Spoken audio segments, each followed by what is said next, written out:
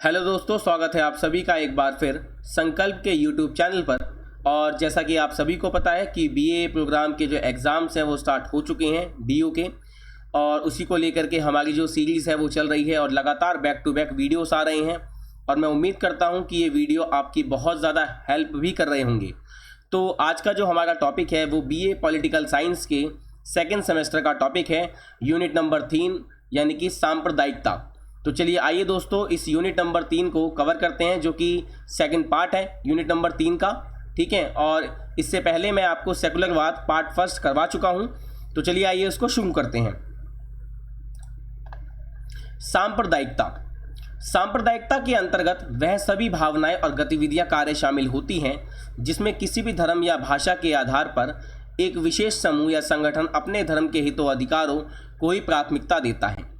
दोस्तों, सांप्रदायिकता की जब बात करते हैं तो ये धर्म के नाम पर अधिकतर जो है या भाषा के नाम पर देखी जाती है, जिसमें एक वर्ग जो है वो केवल अपने धर्म या भाषा के लोगों को ही महत्व देता है, अन्य के प्रति वो घृणा का भाव रखता है और अन्य समूह से पृथकता यानी अलग रहने की भावना रखता है। ऐसी अवस्था में राज्य के हितों की, राज्य के लाभों की, अधिकारों की अवहेलना की जाती है, राज्य के आदेशों का पालन नहीं किया जाता है। धार्मिक संगठन अपने सदस्यों या भक्तों के हितों को पूरा करने में लगे रहते हैं, और जो धार्मिक संगठन होते हैं देश में वो केवल एक विशेष धर्म समुदाय के लिए ही काम करते हैं, बाकी अन्य के प्रति घृणा रखते हैं।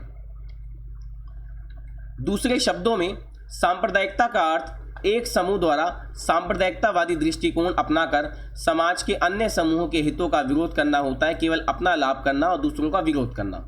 अतः इन्हें समाज विरोधी कहा गया है, क्योंकि यह सांप्रदायिक समूह अपने उद्देश्य को पूरा करने के लिए अन्य समूहों की और यहाँ तक कि संपूर्ण देश की अवहेलना कर सकते हैं। क्योंकि सांप्रदायिकता में दोस्तों बेसिकली वो चीज़ें आती हैं जिसमें एक वर्ग विशेष जो है केवल अपने लाभ को, अपने लोगों के लिए काम करता है, चाहे वो भाषा के हो चाहे धर्म के नाम पर हो। ठीक है, और अन्य धर्म या भाषा के प्रति वो घृणा का भाव रखते हुए उनके हितों की या उनके अधिकारों की अवहेलना करता है और केवल अपने आप को महत्व देते हैं। पंडित नेहरू ने एक बार लिखा था कि सांप्रदायिकता धार्मिक एकता पर आधारित वह वर्गीय भावना है जिसका वास्तविक उद्देश्य उस वर्ग विशेष के लिए राजनीतिक शक्ति और अधिकारों को प्राप्त करना है। तो दोस्तों, नेहरू जी ने एक बार ये बात बताई थी कि सांप्रदायिकता जो है वह धार्मिक एकता पर आधारित होती है, जिसमें एक धर्म विशेष के लोग आपस में एकता रखते हैं और जिनका उद्देश्य होता है अपने वर्ग विशेष के लिए राजनीतिक शक्ति और अधिकारों को प्राप्त करना, कि उनके लोग, उस धर्म के व्यक्ति विशेष जो हैं वो नेता बने, आगे बढ़े और उन्हीं के, उसी समाज, उसी धर्म के लिए काम करें, अन्य के लिए काम ना करें। भारत में सांप्रदायिकता की समस्या का जन्म अंग्रेजों की फूट डालो और शासन करो की नीति से शुरू हुआ। भारतीय स्वतंत्रता का इतिहास पूरी तरह से सांप्रदायिकता एवं दंगों से भरा हुआ है।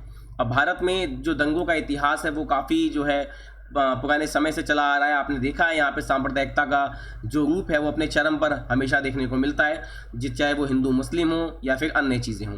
ठीक है ना, तो आगे बढ़ते हैं। समकालीन भारत में सांप्रदायिक राजनीति के लिए उत्तरदायी घटक कौन से हैं? आज के जो समकालीन भारत हैं उसमें सांप्रदायिक राजनीति के लिए उत्तरदायी घटक की सांप्रदायिकता कैसे जो है बढ़ रही है, तो आइए उसको जरा समझते हैं। सांप्रदायिक राजनीतिक दल। भारत में विभिन्न सांप्रदायिक दलों का आधार धार्मिक कट्टरता है। भारत में अगर हम पार्टी विशेष की बात करें तो अधिकतर पार्टी जो है वो धार्मिक कट्टरता पर आधारित है। लोकतंत्र में राजनीति और धर्म दोनों अलग अलग होने चाहिए, कि उसमें राजनीति के अंदर धर्म को दखल नहीं देनी चाहिए, लेकिन भारत में लोग राजनीति में आने के लिए धर्म का सहारा लेते हैं। आपने देखा है, धर्म के नाम पे वोट मांगे जाते हैं, लोगों को बांटा जाता है। किसी विशेष धर्म के नाम पे राजनीतिक भावनाओं को भड़काने से सांप्रदायिकता पनपती है। भारत के अधिकतर राजनीतिक दल सांप्रदायिकता की भावना को फैलाने के लिए जिम्मेदार हैं तथा इन दलों की राजनीति का आधार ही सांप्रदायिकता है। और भारत में ऐसे कई सारे राजनीतिक दल हैं जो केवल और केवल सांप्रदायिकता के आधार पर लोगों को बांट रहे हैं और उसी से वो दल भी फल फूल रहे हैं और सत्ता प्राप्त कर रहे हैं। अगले पॉइंट पे बढ़ते हैं। मुस्लिम धार्मिक कट्टरता। जमात इस्लामी, मजलिस आदि मुस्लिम संगठनों द्वारा मुसलमानों में धार्मिक कट्टरता का प्रचार प्रसार किया गया, जिस कारण मुस्लिम लोग भ्रम में फंसे रहे और जीवन में आगे नहीं निकल सके। मुस्लिमों द्वारा इस बात पे बल दिया गया कि मुस्लिम कानूनों में कोई परिवर्तन नहीं किया जाए, क्योंकि आपने देखा है कि मुस्लिम जो लोग हैं बेसिकली वो शरीयत के हिसाब से जो है अपने कानूनों का पालन करते हैं। ठीक है, और आज भी कई स्थानों पर मुस्लिम संगठन उर्दू को सरकारी भाषा और सरकारी नौकरियों में आर्थिक सुरक्षित स्थानों की मांग करते हैं। आरक्षण वगैरह को लेके जो है वो प्रदर्शन करते रहते हैं। और ज़्यादातर क्या होता है राजनीति में कि माइनॉरिटी के नाम पर या अन्य चीज़ों के नाम पे मुसलमानों को बरगलाया जाता है, ठीक है। जो वर्तमान में आप देखते भी आ रहे हैं कि भारत में जो गतिविधियां हो रही हैं जिसको लेकर के भीड़ को उकसाया जाता है और दूसरों की जो धर्म भावना है उसको ठेस पहुंचाया जाता है, दोनों ओर से, एक ओर से नहीं दोनों ओर से जो है धार्मिक भावनाओं को ठेस पहुंचाया जाता है। और इसमें एक बहुत बड़ा अहम रोल मुस्लिम कट्टरता का होना भी है जिससे सांप्रदायिकता फैलती है। तो चलिए आइए आगे बढ़ते हैं। हिंदू संप्रदायवाद। अब जैसे मुस्लिम कट्टरता को पढ़ा तो ऐसे हिंदू संप्रदायवाद को पढ़ेंगे। मुस्लिम संप्रदाय संगठनों की तरह हिंदू संप्रदाय संगठन भी भारत में विद्यमान है और यह सांप्रदायिकता को लगातार निरंतर बढ़ावा देते हैं। इनमें हिंदू महासभा हो, राष्ट्रीय स्वयंसेवक संघ आरएसएस का नाम प्रमुख है। सन 1952 के चुनावों में आरएसएस ने अपनी एक राजनीतिक शाखा की स्थापना कर ली थी, अपनी एक पार्टी बनाई थी जिसे जनसंघ कहा गया था, जो कि 1952 में बनी थी। और इसकी जो स्थापना करी थी दोस्तों वो की थी श्यामा प्रसाद मुखर्जी ने, ठीक है। इस जनसंघ ने अखंड एक भारत की स्थापना करने पर बल देते हुए गौहत्या विरोधी आंदोलन चलाया और वनस्पति घी में विदेशी चर्बी मिलाने का मामला उत्पन्न किया, इन लोगों को उकसाया और हिंदूवाद की भावना को उत्तेजित किया। आरएसएस हिंदी भाषा, हिंदू संस्कृति और अखंड भारत की मांग करते हैं। विश्व हिंदू महासभा के द्वारा आयोजित अखिल भारतीय रथ यात्रा और हिंदू राष्ट्रीय एकता 1984 हिंदू संप्रदायवाद के सच्चे प्रमाण हैं, जो कि देखने को मिलता है कि यहाँ से भी इस ओर से भी हिंदुओं को उकसाया जाता है और लोगों के बीच सांप्रदायिकता का भाव जो है वो पैदा किया जाता है। आगे बढ़ते हैं। मुसलमानों का आर्थिक पिछड़ापन। देश को आज़ादी मिलने के बाद भी भारत के अधिकांश मुसलमान आज भी आर्थिक दृष्टिकोण से पिछड़े हुए हैं। देश हमारा बहुत अत्यधिक आगे निकल चुका है, लेकिन देश की अगर मुस्लिम आबादी को देखा जाए तो आज भी बहुत ज़्यादा आर्थिक रूप से ये वर्ग पिछड़ा हुआ है। शिक्षा के मामले में या संसाधनों के मामलों में काफ़ी हद तक पीछे हैं। शैक्षिक रूप से पिछड़ा होने के कारण सरकारी नौकरी, व्यापार एवं उद्योग आदि में उनकी स्थिति में कोई विशेष सुधार नहीं हुआ है। इससे उनमें असंतोष बढ़ा है, दुख बढ़ा है, गुस्सा बढ़ा है और उनका मनोबल है, आत्मविश्वास है, वो भी कम हुआ है। कभी कभी यह असंतोष उग्र रूप लेकर हिंसा में प्रकट होता है और सांप्रदायिक दल सहानुभूति जताकर इस स्थिति का लाभ प्राप्त करते हैं, क्योंकि किसी भी वर्ग से आग चाहे कहीं से भी लगी हो, चाहे वो हिंदुओं की ओर से हो, चाहे वो मुस्लिमों की ओर से हो या अन्य धर्मों की ओर से हो, इन सभी सांप्रदायिक भावनाओं का जो लाभ है वो राजनीतिक दल उठाते हैं। वो किसी भी वर्ग से, किसी भी धर्म से सहानुभूति जताकर, ठीक है, उनको अपनी ओर मिलाते हैं, लोगों को भड़काते हैं और इस तरीके से जो ये लोग हैं ये हिंसा का उग्र रूप धारण कर लेते हैं, जिससे देश में दंगे फसाद का माहौल पैदा होता है। ठीक है, आगे बढ़ते हैं। पाकिस्तानी प्रचार। जब कभी भारत में हिंदू मुस्लिम तनाव की कोई घटना या कोई विवाद होता है तो पाकिस्तानी रेडियो, समाचार पत्र और दूरदर्शन से उसे राजनीतिक मुद्दा बनाकर भारतीय मुसलमानों के प्रति सहानुभूति जताकर उन्हें जकड़ता है।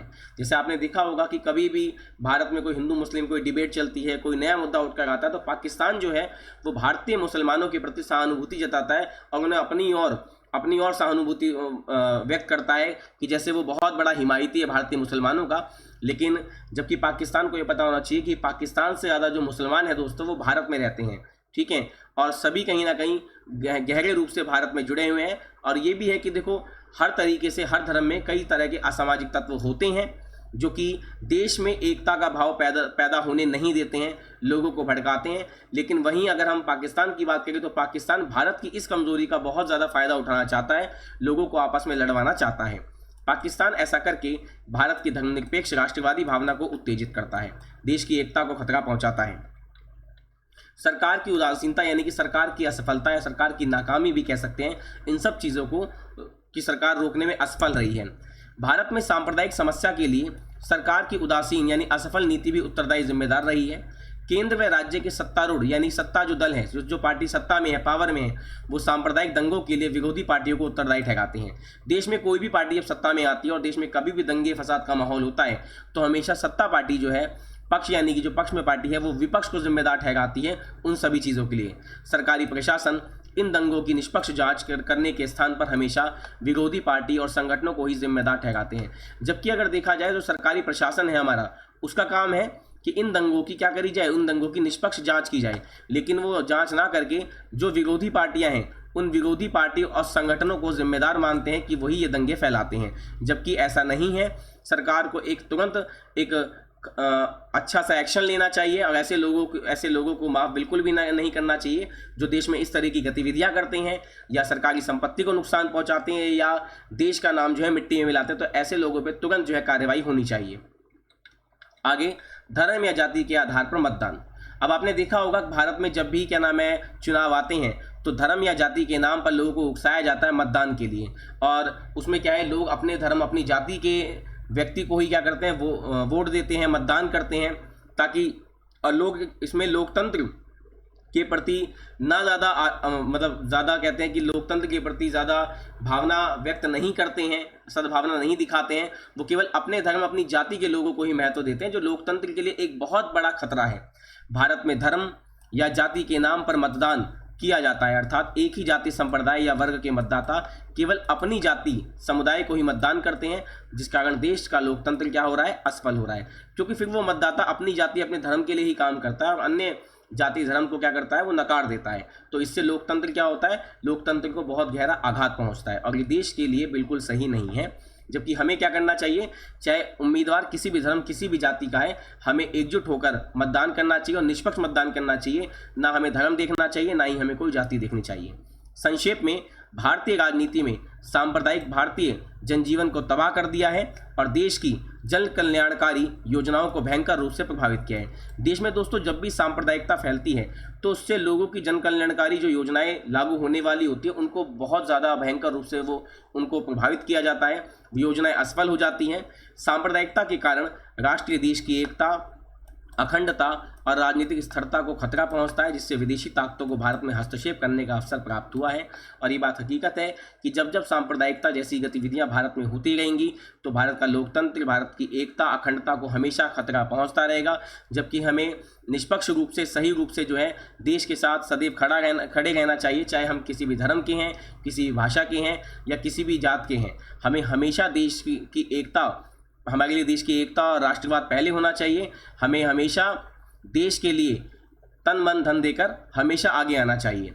तो दोस्तों ये था आज का हमारा टॉपिक और मैं उम्मीद करता हूँ ये टॉपिक आपको पसंद आया होगा। तो मिलते हैं आपसे अब अगली वीडियो में।